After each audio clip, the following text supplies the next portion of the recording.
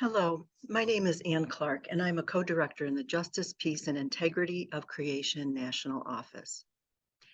As we begin another season of Lent, with its time of prayer and service, it's fitting that we reflect and learn a little more about the ongoing ministry with those in our communities who experience homelessness. Sisters from across the province continue to reach out and stand in solidarity with people who do not have a permanent home. Some of them will be sharing their stories of walking with people who are in vulnerable situations. First, we will hear from Sister Rita Mary Harwood, who will share some information that will give us some context and background on the pervasiveness of homelessness and how women and children are especially at risk. Then we will hear from Sister Lynette Shelton about her experiences at the Notre Dame Urban Education Center in Covington. Sister Pauline Tubick will share a story about her work at a youth detention center near Los Angeles. Sister Sally Bonnet will talk about the upcoming Stuff the Truck food drive in the Toledo area. And Sister Patty Gentili will share about her ministry at the Women's Outreach Center on the near west side of Cleveland.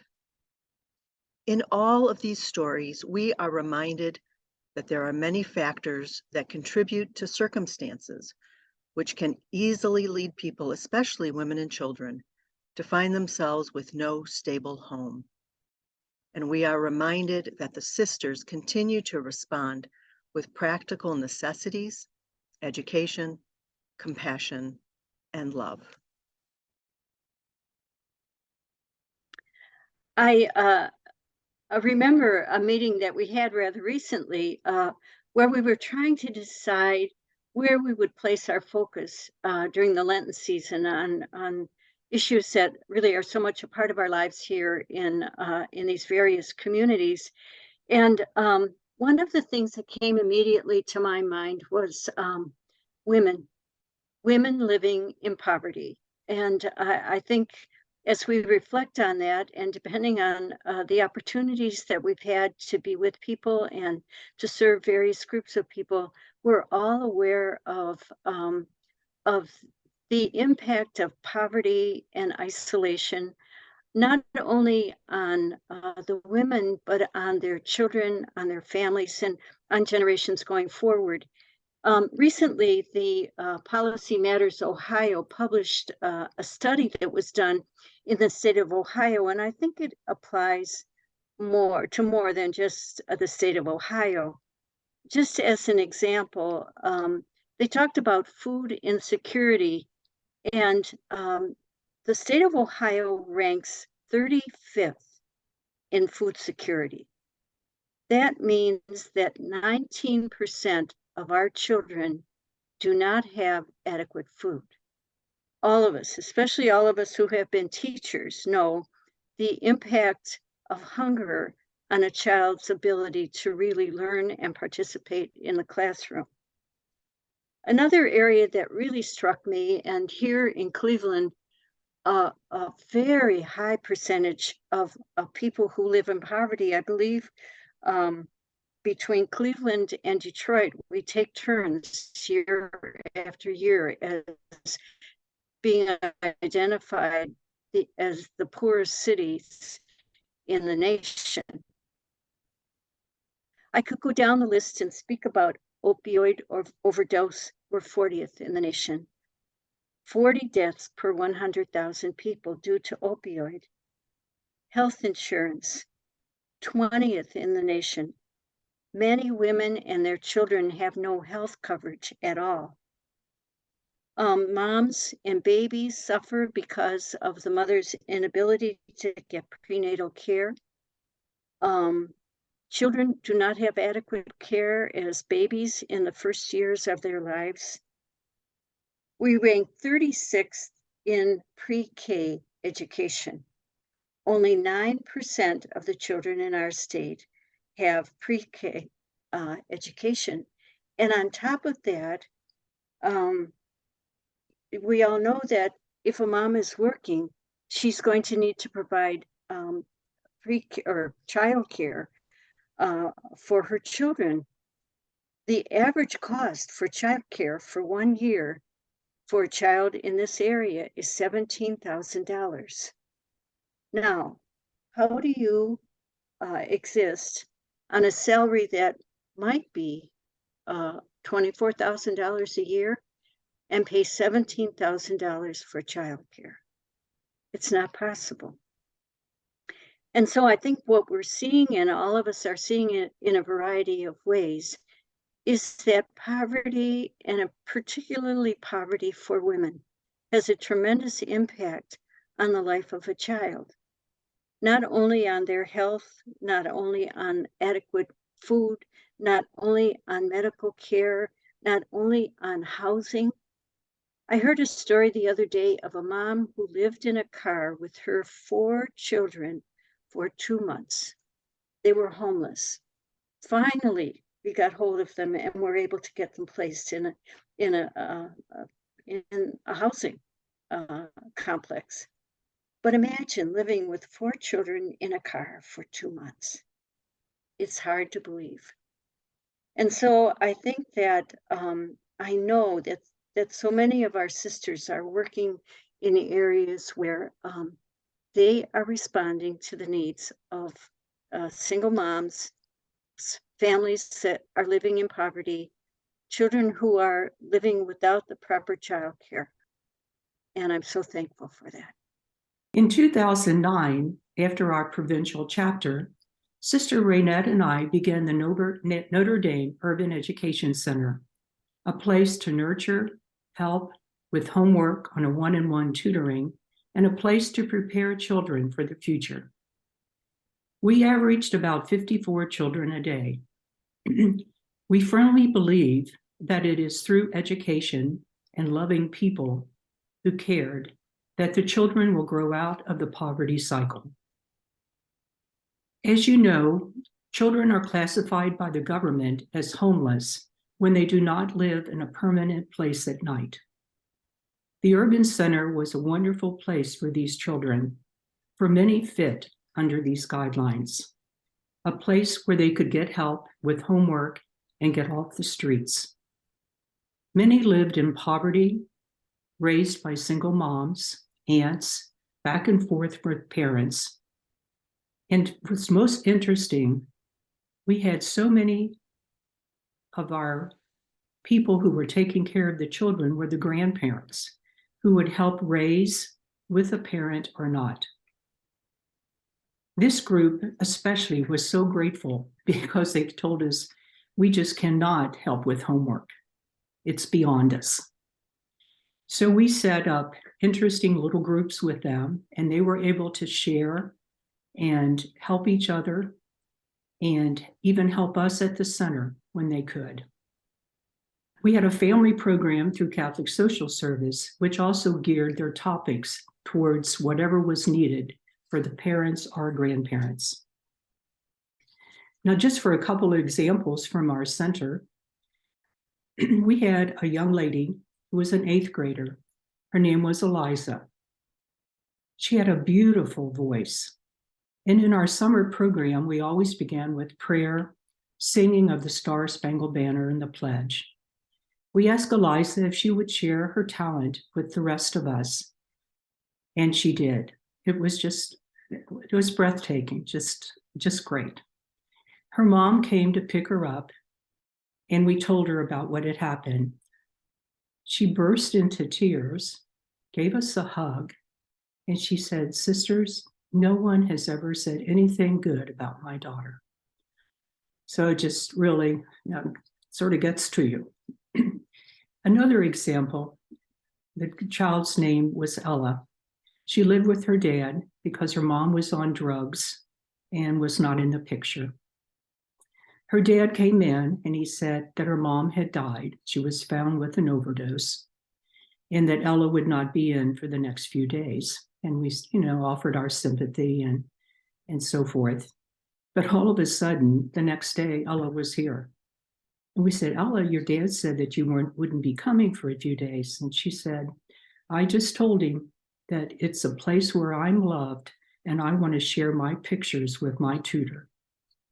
So those are just a couple examples, and I could go on and on with examples from the center, but I'd like to give another example from a lady that we met, Sister Raynette and I, in Covington when we lived right by the center. We would see her every day moving her cart up and down the street, collecting tin cans, some clothing if people threw it out, just anything. And we asked her, you know, why are you doing this? And she says, well, her social security would only pay for a room in a home or a house, apartment, whatever. And she felt that she could get enough money to take care of the utilities and her medicine by collecting cans, because she'd rather be off the street. And she found ways of getting food through pantries and through some of the places that gave out meals. And she even told us about it. If we wanted to go there, she'd take us.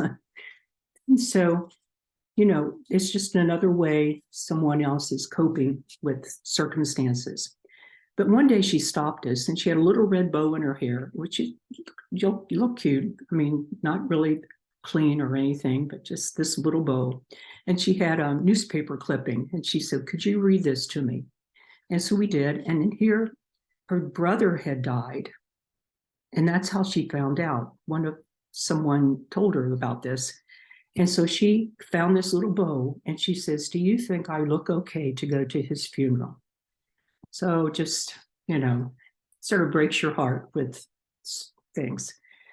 And we still see her up and down the streets as we go to the homeless shelter to help. Another encounter we had just a few months ago, Bill was at the homeless shelter. Now, he was a guy who we helped at the other homeless shelter before it was moved.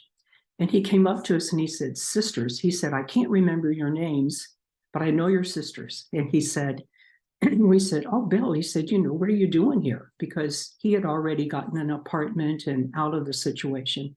And he says, well, he said, my rent went up and I can't afford it. So he says, I've come back to the shelter, and they have a payee program there where they have the men can stay and work during the day, and they put their money in the bank and help them increase it in order to get an apartment. So that's what he's working on right now. But he was just so grateful he had a place to come to do that.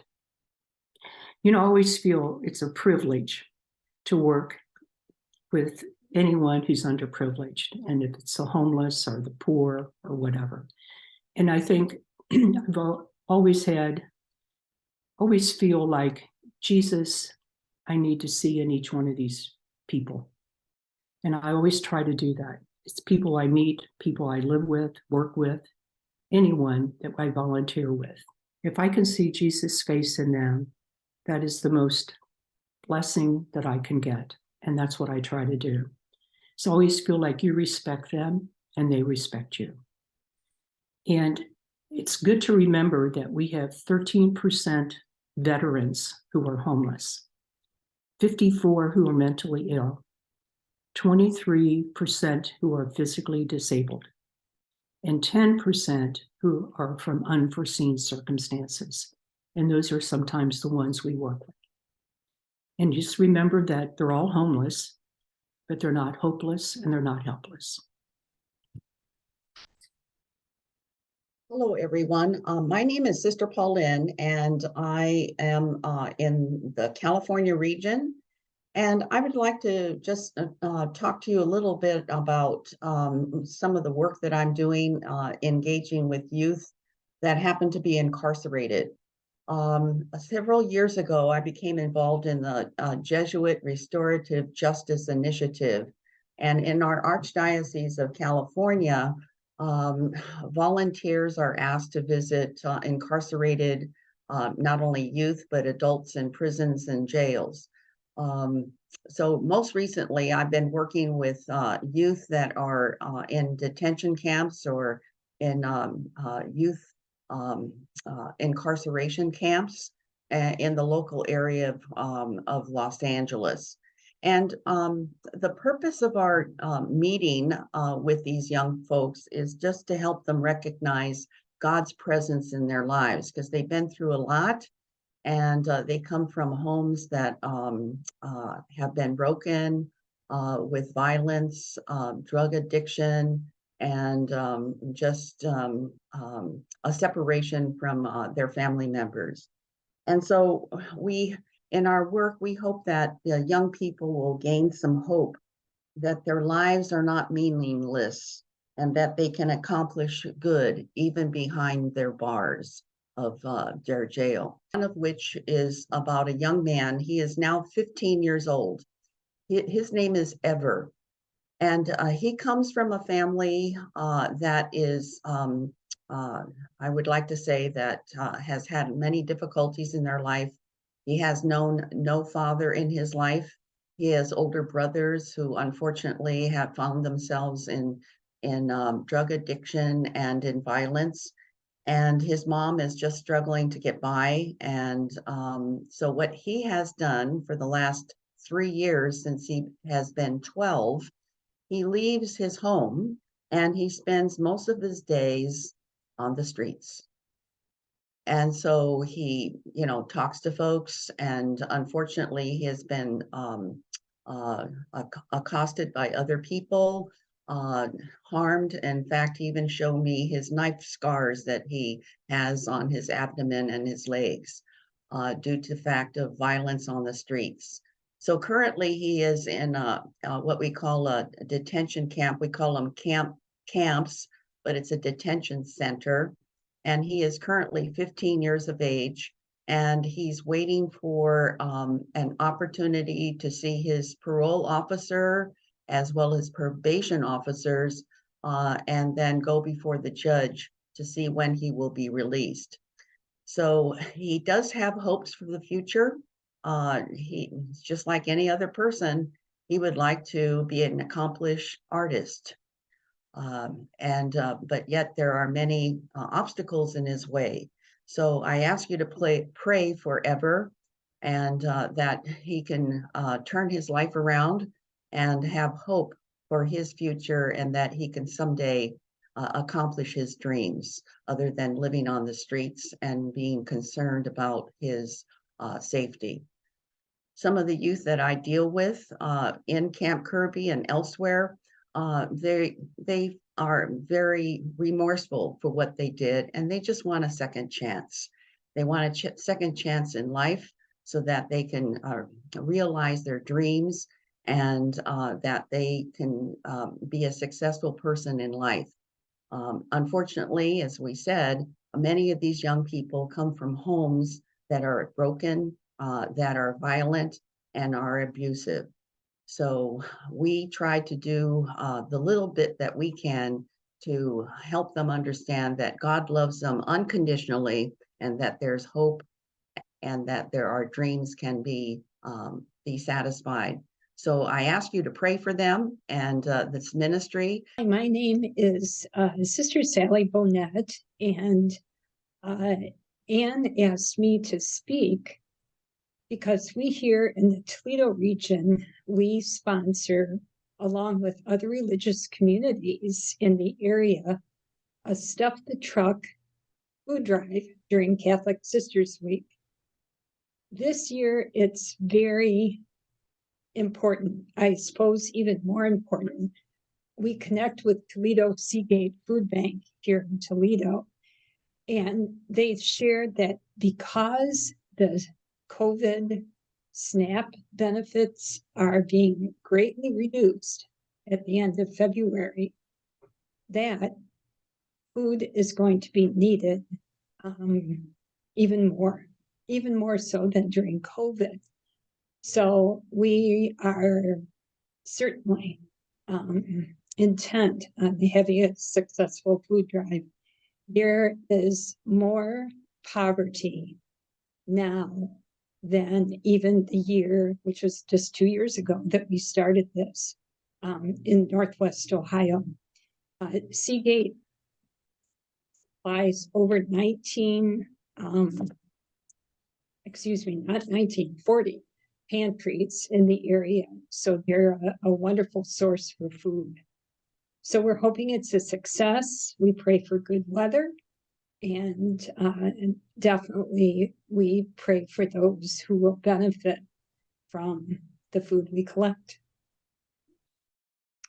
My name is Sister Patty Gentili, and I am one of the sisters and volunteers who minister at a place called the Women's Outreach Center on Cleveland's near west side.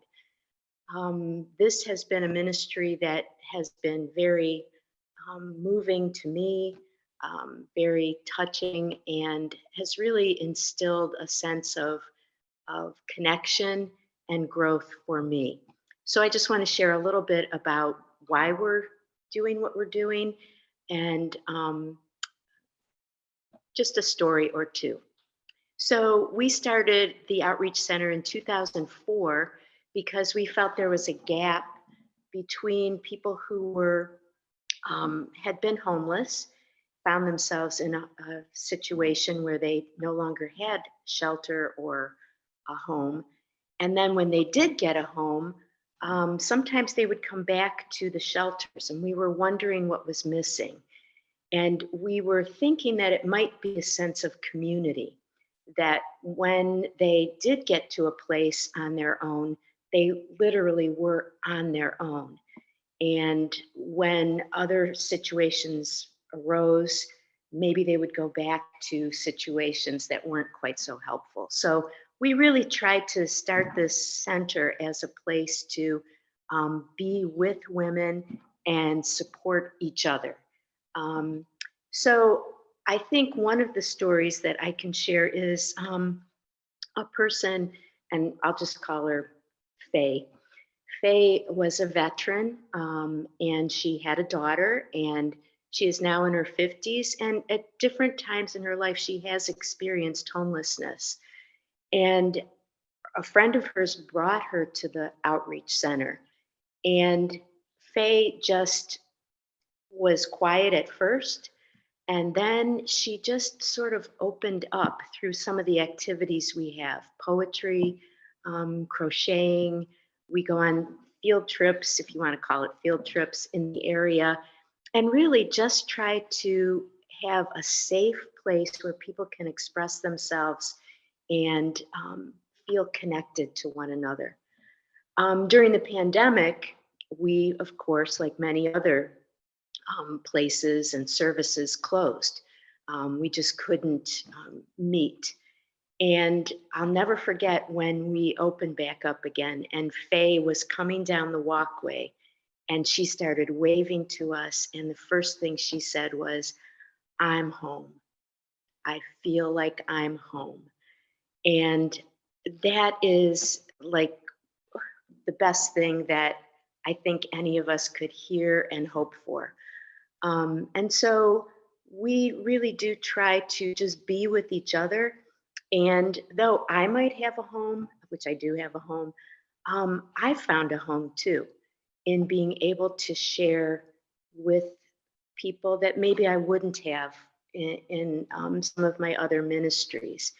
And I hope that it's giving me a way to look at life and people in just an open way.